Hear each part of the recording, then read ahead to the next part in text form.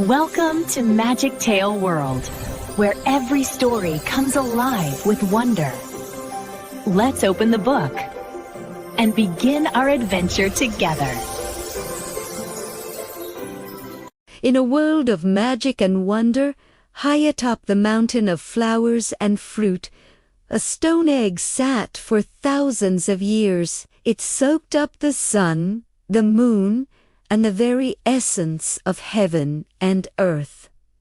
One day, with a mighty crack, the egg burst open, and out leaped a monkey. But this was no ordinary monkey. His eyes shone with golden light, and he could already walk and jump. Have you ever wondered what it would be like to have superpowers? Well, this little stone monkey was about to discover his. He quickly became the leader of all the monkeys on the island. He was brave, clever, and always up for an adventure. One day, he declared, "We need to find the source of this stream. Whoever finds it and dares to go through will be our king." The monkeys cheered and followed the stream up the mountain. They found a magnificent waterfall, thundering down like a giant curtain. "Who dares to go in?" A monkey chattered nervously. No one moved. The water looked too powerful. Then, the stone monkey, with a mischievous grin, shouted, "I will." He took a deep breath, closed his eyes, and leaped straight through the roaring water. He expected to be tossed and turned, but instead he landed on a beautiful, dry bridge. Behind the waterfall was a hidden cave, a paradise. There were stone tables, stone chairs, and even stone beds, all ready to be used. It was the perfect home. He jumped back out and told his friends about the amazing discovery. They all cheered and named the cave the Water Curtain Cave. And just as he promised, they bowed to the stone monkey and declared him their king. From that day on, he was known as the Handsome Monkey King. For hundreds of years, the Monkey King and his subjects lived happily. They feasted on fruits and played all day. But even in paradise, the Monkey King felt a strange sadness. He realized that one day he and his friends would grow old and leave this world. He wanted to find a way to live forever, to have eternal life. So he made a big decision. He would leave his kingdom and travel the world to find a master who could teach him the secret of immortality. He built a small raft and set sail across the vast ocean. After many years of searching, he finally found a wise old master, a Taoist immortal named Patriarch. Subodhi, the Monkey King, was so excited. He bowed low and begged the master to take him as a student. The master saw the fire in the monkey's eyes and agreed. He gave him a new name, Sun Wukong. Sun Wukong was a brilliant student. He learned human speech and manners, and he was eager to learn magic. The patriarch taught him the 72 earthly transformations, which allowed him to change into anything he wanted. A tiny bee, a giant elephant, even a tree. He also learned how to ride the clouds, a special trick called the cloud somersault, which could carry him thousands of miles in a single leap. But Sun Wukong was also very naughty. He loved showing off his new powers to the other students. One day, he turned himself into a pine tree, just for fun. The patriarch saw this and was not pleased. He told Sun Wukong that showing off would only bring him trouble. He had learned enough, and it was time for him to leave. "Go back to your home," the master said, "and never tell anyone that I was your teacher." Sun Wukong, now a super powerful monkey, somersaulted all the way back to the mountain of flowers and fruit. When he arrived, he found his monkey tribe in terrible trouble. A monster, the demon king of havoc, had been bullying them while he was away. Sun Wukong was furious. He challenged the demon to a fight.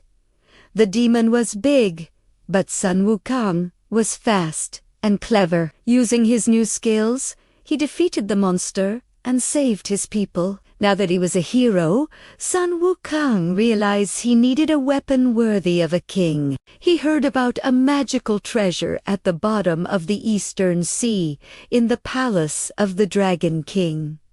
He somersaulted to the palace and demanded a weapon. The Dragon King, a bit scared of this powerful monkey, showed him many swords and spears, but none were heavy enough for Sun Wukong. Finally, the Dragon Queen suggested an ancient treasure they had, a giant iron pillar used by the gods to measure the sea. It was called the Ru Yi Jingu Bang, Dazu Wish, golden hooped rod. It weighed over 13,000 pounds. No one had been able to move it for centuries, but when Sun Wukong touched it, it glowed and magically shrank to the size of a staff he could hold. "Smiler, he commanded, and it became as tiny as a needle, which he tucked behind his ear.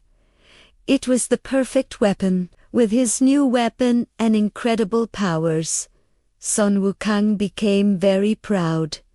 Too proud, he traveled to the underworld, crossed his name out of the Book of Life and Death, and caused chaos in the Dragon Palace and even in the heavens. The Jade Emperor, the ruler of heaven, was furious. He sent his entire army to capture the rebellious monkey, but Sun Wukong defeated them all. Finally, the Jade Emperor tried a trick. He invited Sun Wukong to heaven and gave him a fancy title, Great Sage, Equa of Heaven. He even gave him a job, guarding the heavenly peach garden of immortality. These peaches only ripened every few thousand years and gave eternal life to whoever ate them. Sun Wukong was supposed to guard them, but he couldn't resist. He ate all the biggest, ripest peaches. When the Queen Mother of the West held her grand peach banquet, there were no peaches left. Sun Wukong, realizing he was in big trouble, then crashed the banquet, drank the immortal wine, and ate the pills of longevity. Now he was not just immortal, he was indestructible. He fled back to his mountain, but the armies of heaven came after him again. This time, they managed to capture him. They tried everything to punish him. They tried to chop him, burn him, even strike him with lightning, but nothing worked. He was too powerful. Finally, they put him into the 8-gram furnace to melt him down with the strongest divine fire. For 49 days, he was cooked in the furnace. But instead of destroying him, the fire only made him stronger. It burned away any last impurities and gave him a new power, the fiery eyes and golden gaze, which allowed him to see through any disguise or illusion. He burst out of the furnace, angrier and more powerful than ever, and wreaked even more havoc in heaven. No one could stop him. The gods were terrified. In their desperation, they called upon the most powerful being of all, the Buddha. The Buddha appeared before the rampaging monkey king. He made a bet with Sun Wukong. "If you can jump out of the palm of my hand," the Buddha said calmly, "I will ask the Jade Emperor to give you his throne. But if you cannot, you must go and learn some humility." Sun Wukong laughed. "That's easy," he boasted. The Buddha's palm seemed so small. He took a mighty leap.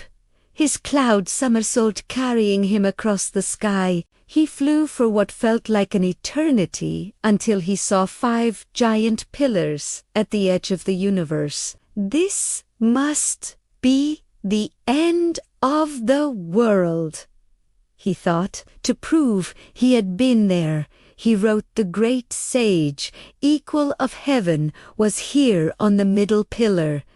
Then he somersaulted all the way back. He landed back in the Buddha's palm, smug and proud. "I went to the end of the universe and back," he declared. "Now, give me the throne." The Buddha smiled gently.